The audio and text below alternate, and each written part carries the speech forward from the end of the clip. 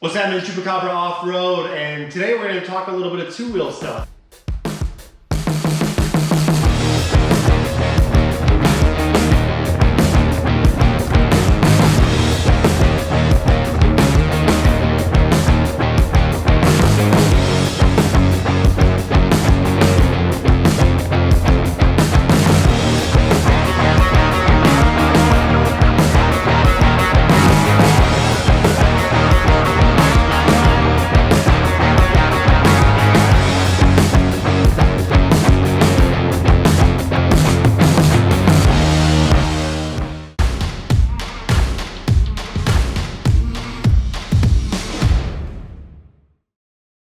I was looking at all the videos on our YouTube channel. Obviously, we're side-by-side oriented, but we haven't talked much about the past, about Moto and kind of the birth of the idea and the thoughts of the brand Chupacabra, and then my past and our roots in two wheels. So it'd be fun to do a little video about dirt biking, a little bit of my past, what I'm currently riding, my initial addiction to this off-road lifestyle and two wheels, which started over there with the mountain bike. We'll do a video on that here as well.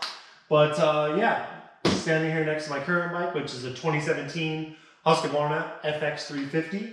I live here in Arizona, and I basically think this is the holy grail bike for an Arizona guy. So I mainly ride off-road. I don't even hit track that much anymore.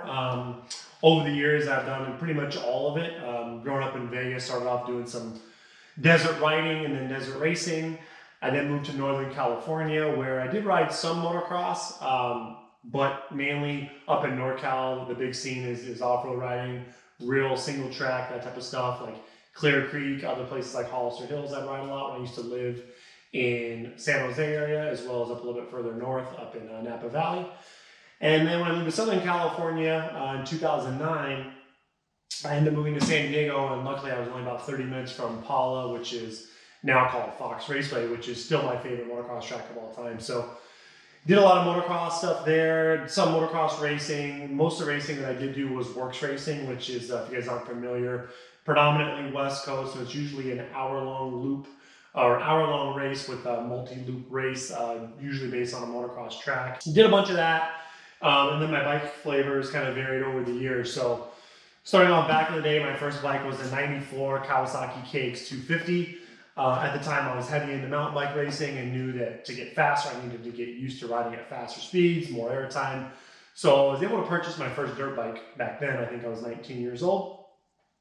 And if I had to do it over again, I probably wish I would have got a 125. It set off a series of bad riding habits and bad behaviors on my dirt bike.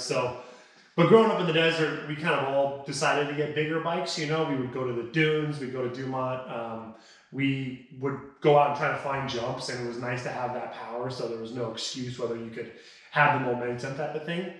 And, you know, for a one-size-fits-all bike, the 252 stroke back in the day was hard to beat. But I say I regret it because I never really learned corner speed. I never really learned how to hold momentum and picked up on a lot of bad habits that have taken years to kind of recorrect. So that was a fun bike. I moved on to a Suzuki RM250 01 model, you know, back when Pastrana was riding them.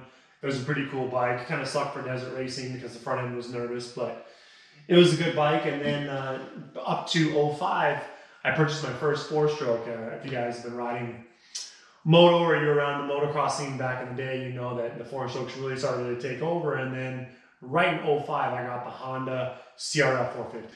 Got that bike, did a bunch of desert races on it. And then in 05, I moved to Northern California. And like I said, at this time, moving to Northern California, I got into the motocross industry. I started working for Fox selling motocross gear. So I moved up to where their headquarters were, which at the time was in Morgan Hill, just south of San Jose. And it was an awesome job. I was fully immersed in motocross culture. We were watching motocross every single weekend, going to a bunch of supercrosses. Had some buddies, met my then boss at the time, guys that used to ride a lot, and that was really just the whole culture. I moved there to ride, and that's pretty much all I did was ride. So rode up there for a bit, and then ended up getting the Kawasaki KX450 06 the first year that bike came out. And for a first year bike, that ended up being pretty good. And rode that for quite a while. And then fast forward to 2010, 2009, 2010, moved to Southern California, Sold that thing. That thing had like 250 hours on it. Top end never went out on me. And then I picked up a Yamaha 09 450, which was a nice bike. It was easier for me to ride because it had a mellower power band. I'd always started with arm pump, and then I just finally realized, you know what, with 450s, I'm sick of it. I'm sick of doing these works races and just holding on for dear life after 20 minutes. I'm sick of going to the motocross track and not being able to hold on for more than 10 or 15 minutes. So I bought a 250F.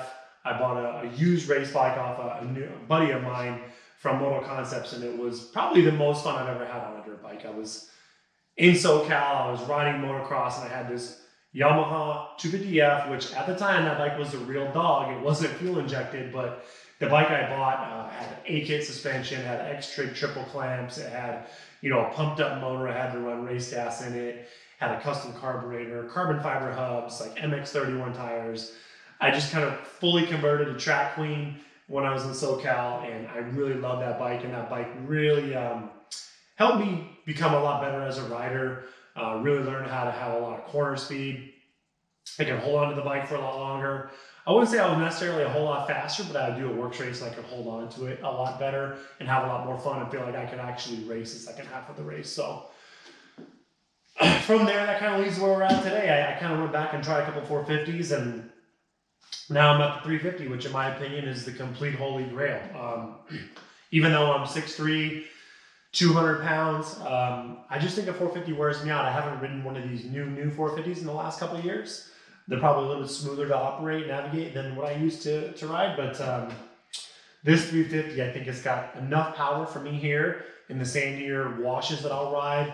I do a lot of single track riding these days and a lot of turn track stuff out here in the desert, so I need something that's a little bit more than a 250F, but a 450, like I said, it's just not as fun. So that's why I say this bike is the holy grail. And on top of that, if you guys aren't familiar here on the FX model, it's essentially the 350 motocross bike, but you have a bigger fuel tank, you got an 18-inch rear wheel, and then you have a 6-speed wide range transmission. So those three things are awesome. I can go 60, 70 miles, I don't have to worry about fuel. The 18-inch rear tire is a huge deal. It makes the rocky single track and washes out here so much more compliant. And it's nice to have that 6 speeds when you need it if you're ripping, or if I take this thing to do a Baja ride one of these days, which I most likely will. I've done the tall seat, the stock seat, I've done the tall bars, the average bars, move the bars forward, drop down pegs. I basically tried almost every variation over the years to try to get rid of my arm pump and just have a more fun ride. So what I've arrived on today, and to go back in the story too, one thing I always used to do as a crutch was I always used to run a steering dampener. So growing up in the desert, everyone used to have one. The GPRs I had, they weren't that great. The Scott steering dampener was really where it was at because you had a high and low speed that you could control. But for the longest time, I really kind of felt like it was a crutch, and then I got into different types of riding when I was in Northern California. Some slow single track stuff where you didn't really need it as much, but then of course I needed it when I was doing some works races on some higher speed stuff. So finally, over the years, my tall guy setup's evolved. I gave up a steering dampener, I think 5 or 6 years ago, and tried to focus on having better technique. And where I'm at with the tall guy setup is I like the stock seat starting off. Tall seats were cool for that sitting to standing, and it did save a little bit of energy, but then in the corners, I was definitely higher. So I like having the seat stock height. I also like having the handlebars basically at a stock height. These are stock handlebars, and I just moved them forward in the most forward option here in the triple clamp. So there's also the type of a sensation on the handlebars. Same thing with my mountain bike. You start to get higher up in the air and you get higher off of the ground. I feel like that you lose that feeling, and it just feels more vague. It doesn't feel like you can corner as aggressively.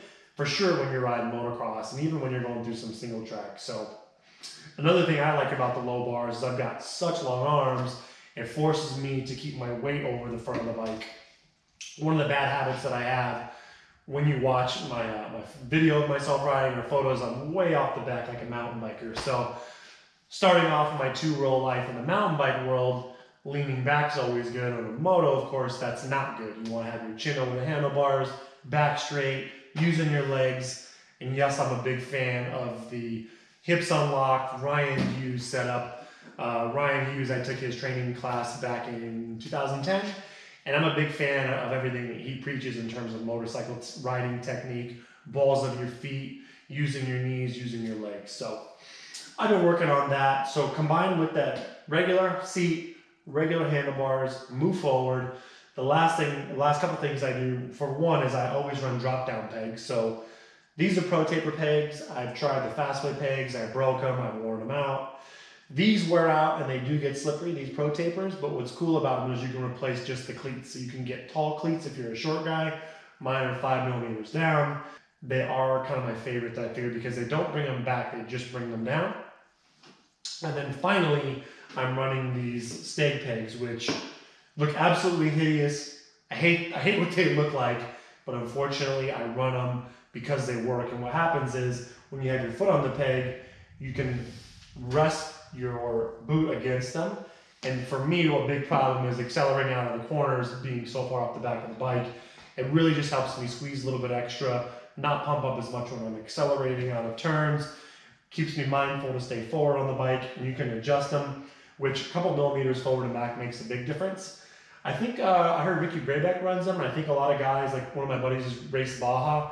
He's not a tall guy like me, but he runs them, and I think this is really something that's an upgrade that's especially beneficial for us tall guys. So they're hideous, they're hard to get to my air filter, but they work for me. So I've been running those for about 1.5 years, almost 2 years. So that's kind of some basic upgrades that I do on every single bike, just so I can be comfortable. And then you can't really talk about comfort and trying to go fast without getting your suspension done. So I rode this bike for over 1 year in the stock configuration, 1.5 years. And one thing I don't like about these trail bikes, these off-road models from KTM and Husky, is the suspension is pretty soft and it blows through the stroke. It's cool if you're going first, second gear on some single track, but when I would try to take it to the motocross track, I would have to pump the air forks up to 153 pounds just to keep this thing from bottoming. So I don't know if you guys are familiar, but basically on model year 2017 and newer, KTM, Husqvarna have moved to the AER, or they're called the X-Track, I think X4 forks. So basically now all the new KTM Huskies are running air forks. So I like the idea of the air fork, and I mainly like the idea of the air fork is because when I do ride some single track stuff and I'm going slow or some rocky technical terrain like we've got kind of out here in my backyard, I'll drop the PSI and the forks down about 10 PSI. I don't get beat up as bad. But then when I am riding moto, or I am riding some turn track stuff, which I do, which is kind of like some rough motocross racing style stuff that I like to do to stay in shape, I keep them back up to my normal off-road motocross setup. So after riding these things and getting them revalved, I was really blown away. I had a local dealer here, AEO, cool guys. They basically run the show out here in Arizona. They opened up a dealership in Southern California, but Jeremy, the owner, is a really cool guy. Guys do some good work on service for reasonable prices. So they own a Husky dealership. They're pretty well versed on the WP suspension. So I had a revalve and a respring. And I had to stiffen up my rear spring because, again, one bad habit of me being long and lanky is my weight's over the back more. So it's important that I've got a stiffer spring rate that keeps the bike balanced how it should be.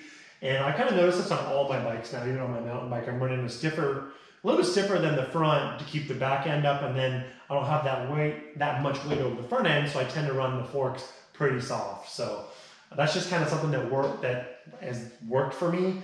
I don't really like that. I kind of wish that they were both really balanced feeling, but I don't necessarily ride balance, so that's kind of just what I learned for me. So best thing about the suspension revalve is that it's way more plush on the little small bumps.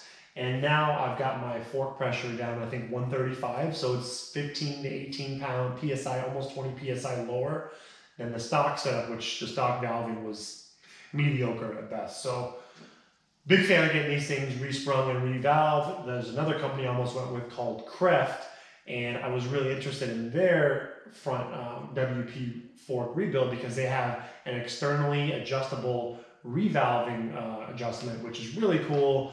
It was about $1,000 for the forks alone. I kind of cheaped out and decided to go with this. So I've been happy. I'm real curious about that Kreft setup because it would be cool to externally adjust the valving. Like I said, from the extreme difference of first, second gear technical rocks to go a fast motocross track. It seems like it'd be kind of cool. So might do that in the future, we'll see. But bike's been an awesome bike. It's been really reliable. I think I just hit 90 hours on it, and just had AEO, the same wheel, do a full rebuild. Just on the top end, just some preventative maintenance, kind of do all the fluids, go through everything, make sure everything's honky-dory. And, you know, the bike's awesome. You know, no kickstart, of course, electric start. This bike's really light. I think it's under 225 pounds. I did have to upgrade some stuff that was starting to wear out. I put some new sprockets and chain on it. Another nice feature about not running a 450 is they definitely don't eat sprockets and chains as much as what a 450 is used to.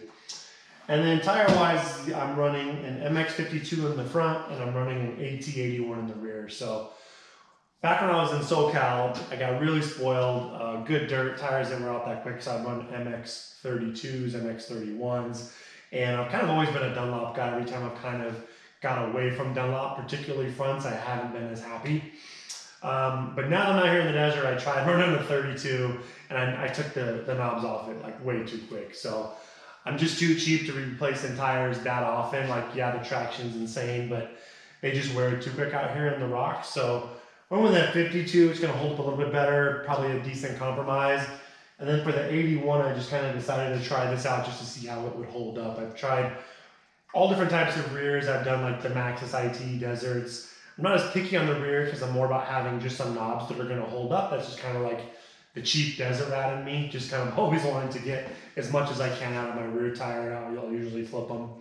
And then of course I run heavy duty tubes out here. So a lot of my buddies have been meeting out here in Arizona, been running bibs. I've only ran those once or twice in racing environments, and you know, I might step up to bibs one day or even try the tubeless, which I've heard is pretty cool. But honestly, I run the expensive heavy duties, like the Michelins. They're 3-4 millimeters thick, and I run 14 PSI, and as long as my tires aren't really worn out, I generally don't have any issues with flat tires.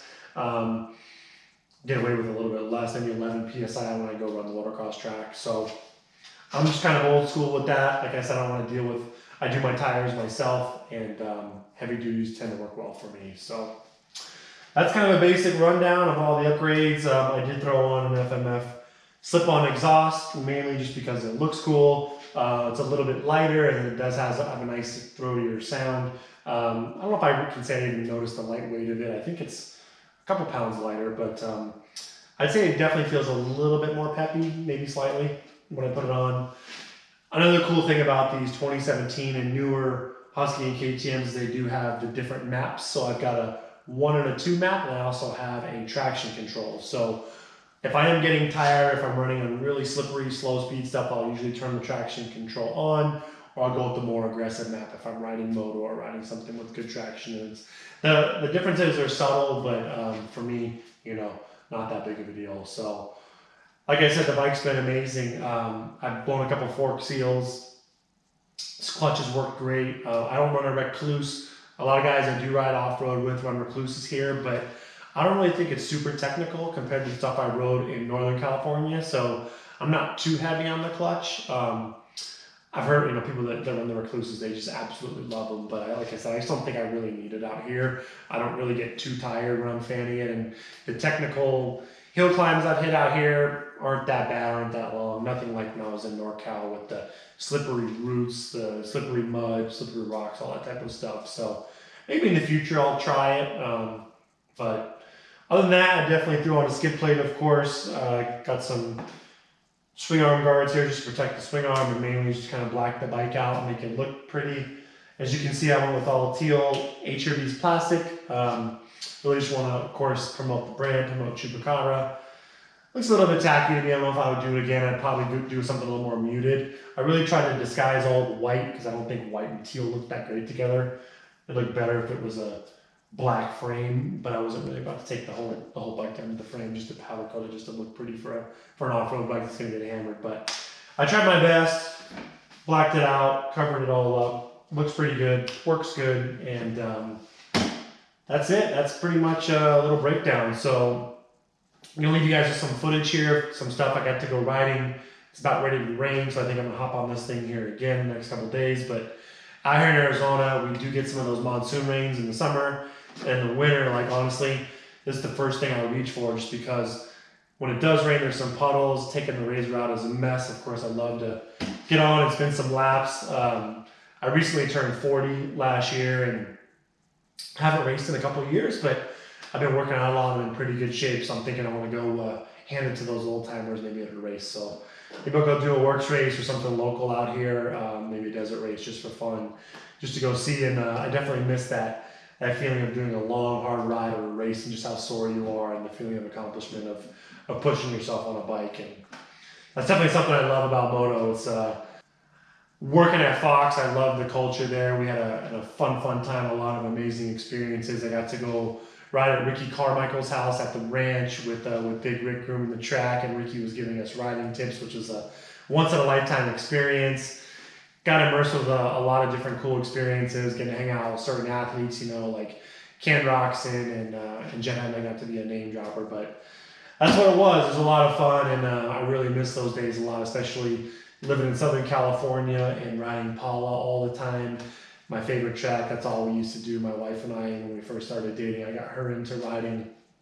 And then up in NorCal doing a lot of AMA District 36 Husqvarna racing. I just really love that. And I've always been kind of average at everything, but I enjoy desert racing, I enjoy, you know, woods racing, I enjoy moto.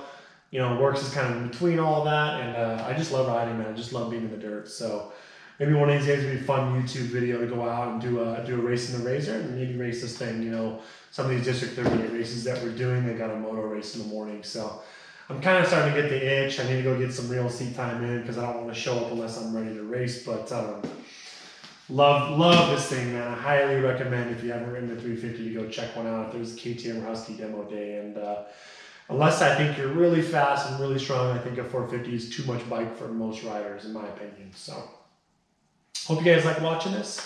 We do some more two-wheel talk coming up soon with the mountain bike.